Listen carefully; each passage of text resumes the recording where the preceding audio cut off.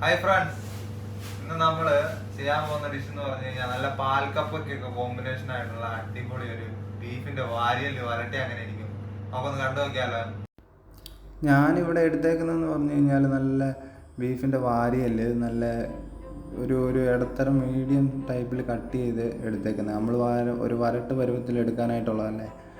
അത് എന്നിട്ട് നേരെ കൊണ്ടുവന്ന് ഉരുളിയിലേക്ക് ഇട്ടിട്ട് നല്ല പോലെ ഒരു 2-3 വട്ടം വാഷ് ചെയ്യണം കേട്ടോ. നല്ല കൊഴുപ്പും കാര്യങ്ങളൊക്കെ ഉണ്ട്. ഇതാണ് നല്ലപോലെ വാഷ് ചെയ്തെടുത്തിട്ട് പിന്നെ നമ്മൾ ഇതാണ്ട് ഉരുളി വെച്ച് കൊടുത്ത് വെളിച്ചെണ്ണ ഒഴിച്ചിട്ട് നേരെ പെരുംജീരകം അങ്ങ് പൊട്ടിച്ച് കൊടുക്കാം.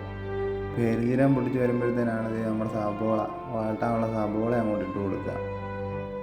അത് നമുക്ക് അടിപൊളിയായിട്ട് നല്ല രീതിക്ക് ഇങ്ങനെ വഴട്ടിയെടുക്കണം.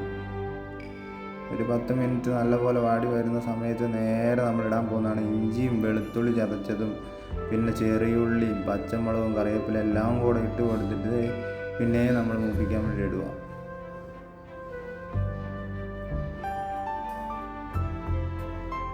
അത് കഴിയുമ്പോഴത്തേനാണ് നമ്മുടെ മെയിൻ കൂട്ട് ഇതിൻ്റെ, അതായത് നമ്മുടെ കൊറിയൻഡർ ഓള്, ബ്ലാക്ക് പെപ്പർ, ഫെനൽ സീഡ്, പിന്നെ നമ്മുടെ ലോങ് ചില്ലി, ഇതെല്ലാം കൂടെ നല്ല രീതിയിലൊന്ന് മൂപ്പിച്ചെടുക്കണം. വറുത്തെടുത്തിട്ട് ഇതുപോലെ പൊടിച്ചെടുത്ത് വെക്കണം. ഇതിലേക്ക് ആഡ് ചെയ്യേണ്ട മെയിൻ ഇൻഗ്രീഡിയൻ്റ് ആണ്. ഓക്കെ, പിന്നെ നമ്മളിത് അതിനാവശ്യത്തിനായിട്ടൊരു തക്കാളി എടുത്തിട്ടുണ്ട്. ഞാൻ ഇവിടെ എടുത്തേക്കുന്ന തക്കാളി ഒരു 6 പീസ് തക്കാളി എടുത്തേക്കും. തക്കാളി കൂടുതൽ വേണ്ട കേട്ടോ. നല്ലപോലെ അതും വഴട്ടി കൊടുക്കുക. എന്നിട്ട് നമ്മുടെ കൂട്ട് ചേർത്ത് ആദ്യം ചേർത്ത് കൊടുക്കുക. ഇതങ്ങ് നല്ലപോലെ ചേർത്ത് കൊടുത്ത് കഴിയുമ്പോഴത്തേനും നേരെ 2 ടേബിൾ സ്പൂൺ മുളക് പൊടി അങ്ങോട്ട് ആഡ് ചെയ്ത് കൊടുക്കുക. പിന്നെ ഒരു 1.5 ടേബിൾ സ്പൂൺ മഞ്ഞൾപ്പൊടി, ഒരു 2 table spoon meat masala add ചെയ്ത് കൊടുക്കാം. എന്നിട്ട് ഇതുപോലെ നല്ല പച്ചമണം മാറുന്ന പോലെ നല്ലപോലെ മൂപ്പിച്ചിട്ട് ഇത് നമ്മൾ എന്നിട്ട് എണ്ണയാണെന്നറിയോ, നമ്മൾ നേരെ നമ്മുടെ ഒരു പാത്രത്തിലേക്ക് കോരിയെടുക്കാം.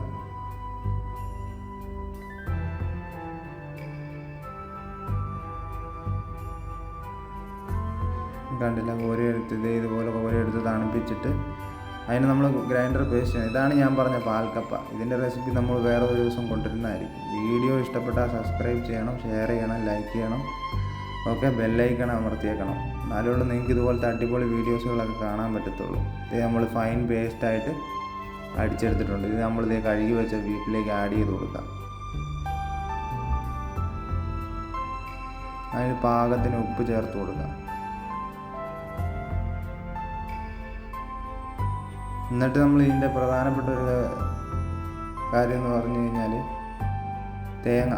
തേങ്ങയാണ് മെയിൻ ഇൻഗ്രീഡിയൻ്റ് ആയിട്ട് വരുന്നത്. തേങ്ങയുടെ ആ ഫ്ലേവർ നല്ലപോലെ ഇതുപോലെ വാർത്തെടുക്കണം.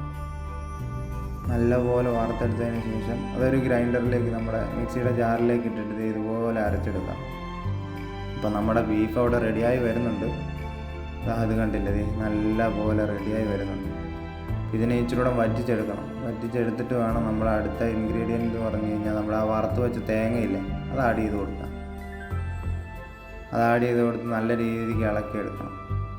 ഇതിൻ്റെ വെള്ളം നല്ലപോലെ വറ്റണം കേട്ടോ, എന്നാൽ നല്ല കുറുകി വരും. ഇത് നല്ല ഫ്ലേവറായിട്ടുള്ള എല്ലാവർക്കും ട്രൈ ചെയ്യാൻ പറ്റിയ അടിപൊളി ഒരു സംഭവമാണ് വാരിയൽ. ഇത് കണ്ടില്ലേ, നല്ലപോലെ തിളച്ച് അതിൻ്റെ വെള്ളം വറ്റിക്കൊണ്ടിരിക്കുക. നമ്മളിത് കുറച്ച് ഫ്ലേവറിന് വേണ്ടിയിട്ട് കുറച്ച് കറിവേപ്പില ആഡ് ചെയ്ത് കൊടുക്കാം.